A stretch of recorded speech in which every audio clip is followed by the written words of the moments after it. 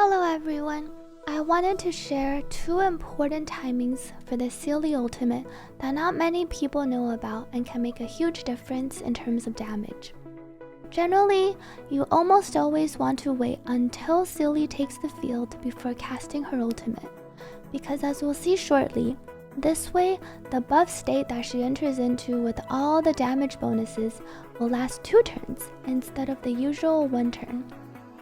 Here, Seele's turn starts, and she has no buffs apart from the stage effect and her own skill speed boost.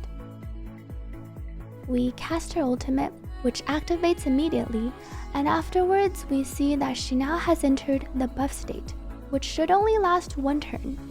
However, even after she finishes her normal turn and Natasha takes the field, you can see that she still has the buff, and it's active all the way up until her next turn finishes.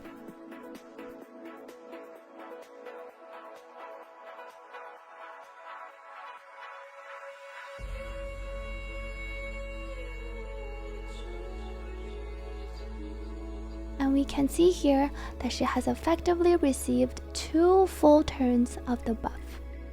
This is not typically how most 1-turn buff works. For instance, with Yanqing, who has a very similar ultimate effect, which gives him a 60% crit rate buff for 1 turn, we can clearly see that in his case, the effect disappears immediately after his normal turn finishes. One theory I have is that there are 2 buff checks in the game, buff check A at the beginning of the turn and buff check B at the very end. And for some reason, Seele's buff's turn counter only ticks down if it goes through both checks. So casting her ultimate after her turn officially starts bypasses check A, which then lets us have 2 full normal turns with the buff state effects. With that said, there are still situations where I believe it's optimal to cast your ultimate right at the end of your turn. This will usually be a situation where your energy is not full at the beginning of your turn, so you can't cast your ultimate, but it will be full after you cast your skill and regenerate some energy. This can be very useful in the following cases. When you want your ultimate to also receive your ally buffs, which might expire if you were to wait an extra turn. Here, during Seele's normal turn, we can see that she has Bronya's 1-turn damage boost active from Bronya's skill and Light Cone. But if we were to wait until her next turn to cast the ultimate, then the buffs will no longer be there since they expire right after Seele's turn finishes.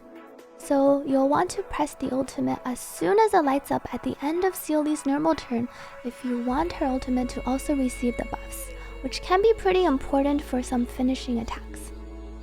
The second situation is where sometimes you'll notice that during the extra resurgence turn procced by killing an enemy with Seele, pressing your ultimate will not immediately activate it, since the game counts it as the same type of turn as the extra turn procced by the passive. Which means that if your ultimate came up just before, you'll be using attacks during your extra turn without regenerating any energy toward your next ultimate.